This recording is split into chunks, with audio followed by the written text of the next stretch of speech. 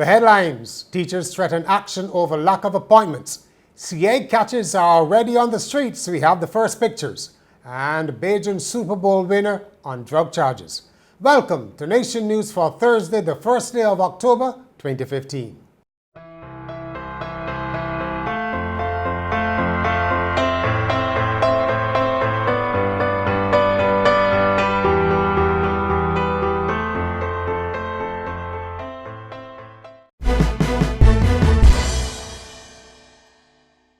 Thanks for joining us.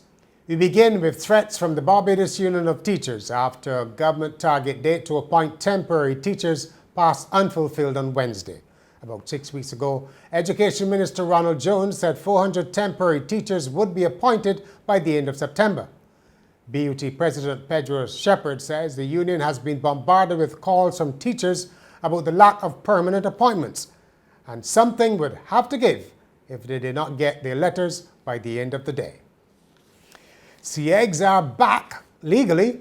From the crack of dawn, divers were in the waters harvesting the local delicacies, which was placed under a protective ban 5 years ago. At Silver Sands in Christchurch, several groups were on the sand cleaning the urchins in preparation for selling. Cost per container, like the ice cream ones, is said to be about $60. The open season, for which 400 licenses have been granted, will run for this month only. Sea eggs have actually not been widely available since the 1980s, with authorities having been forced to apply periodic bans because of depleted stocks caused largely by overfishing. The earth tremors occurring off Barbados in recent months could be a pattern that will be around for some time yet. UWI's Seismic Research Center says the scientific evidence suggests that the aftershocks that have followed mid-July's felt earthquake will continue for months and possibly years as the system adjusts and settles. You may recall the magnitude 6.6 quake on July the 16th that occurred northeast of Barbados and rattled residents. Since then, 22 tremors, none of them actually felt in Barbados, have been recorded in the area. Banks Breweries is tipped to change hands with a large Brazilian brewery through its Dominican Republic subsidiary in line to be the principal owners. What do you think? Nation News has been on the street. I think the beer Banks is the beer of Barbados, and it should not be sold to nobody but Bajan. They should never lose it to no company. Up front, there's no, right? But we have seen what happened with Republic Bank. So we should understand that we can't continue to do these things. We got to hold on to what we have.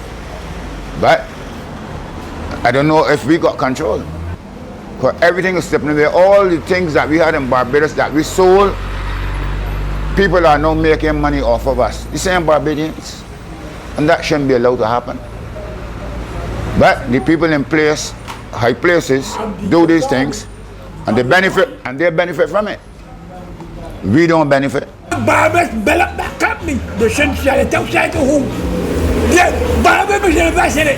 The views of some Barbadians on the proposed takeover of Banks Holdings by a Brazilian company. Having acquired a $50 million loan for improvement to busy roads, the Ministry of Transport and Works wants to ensure that it is money well spent. Speaking at a town hall meeting, NTW project manager Dave Scantlebury acknowledged that the ministry has to allocate its scarce financial resources in a better way. We are given a certain amount of money each year within the finances, within the estimates. NTW needs a little bit more. So we are looking at having a consultancy to tell us how can we tap a little bit more money, not necessarily taxes or whatever, but we're trying to make sure that at the end of the day, the money that we get, whatever source, we're using it in the correct way. Scantlebury said the ministry would be adopting a more scientific approach to decide which roads are repaired and will be developing an operations manual to ensure technical standards are maintained. The new funding is coming from the Inter-American Development Bank. On the second day of the NGC Workers hearing, a reversal of sorts. The number of former employees of the beautification agency challenging their dismissals before the Employment Rights Tribunal is back at 96. On Wednesday, Queen's Counsel Pat Cheltenham had told the panel that 42 workers had withdrawn from the suit, leaving the number at 54. But when the hearing resumed, the tribunal chairman, Hal Gollop, said he had a list indicating that 46 had withdrawn. This sparked discussion among Mr. Gollop and opposing legal teams. Mr. Cheltenham withdrew his earlier submission to have the 42 names removed based on the Employment Rights Act, and Mr. Gollop ruled anyone who wants to withdraw must do so in writing. The social partnership has received a strong endorsement from a former permanent secretary. Despite continued questions about its relevance, Carson Brown, who once served in the Economic Affairs Division, says the partnership is a good forum to thrash out issues and to help come up with ideas to move the country forward. Unions still have their mandate to their group, and they may not. Well, I don't. Let me take back the now. They may want to make sure that their requirements are met, but at least that particular forum provides room for an opportunity in greater detail for the union, well, the social partnership, to help come up with ideas that would be helpful to how the country can move forward. Sport now. Raymond Harewood, the Barbadian former NFL football player, is on bail in the United States on drug possession charges.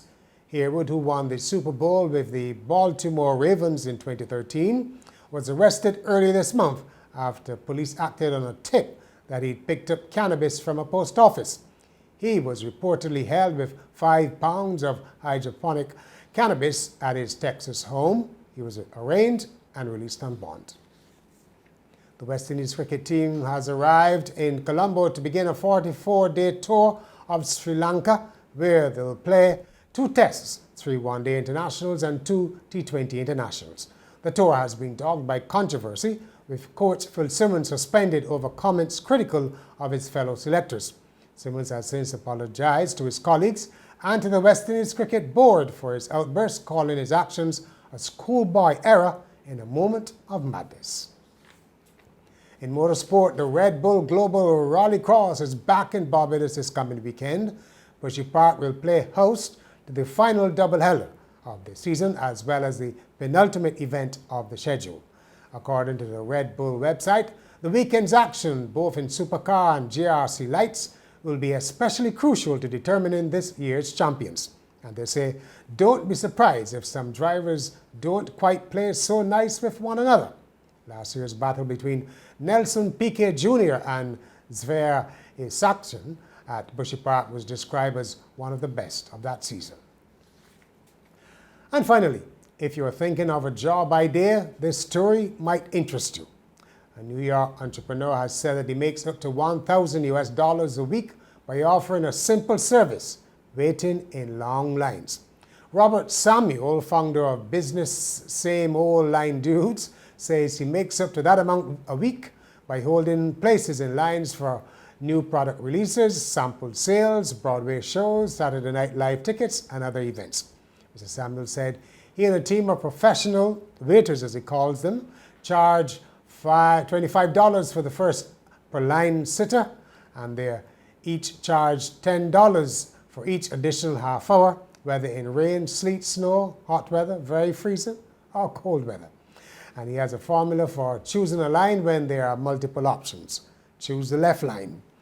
The majority of us are right-handed, he was quoted as saying, and the right side will always tend to be the longest. We instinctively go to the right. Now you know. And that's the end of the line for Thursday. For more Nation News, log on to nationnews.com or follow us on YouTube, Facebook, and Twitter. And remember to pick up your Weekend Nation on Friday or subscribe to our e-paper.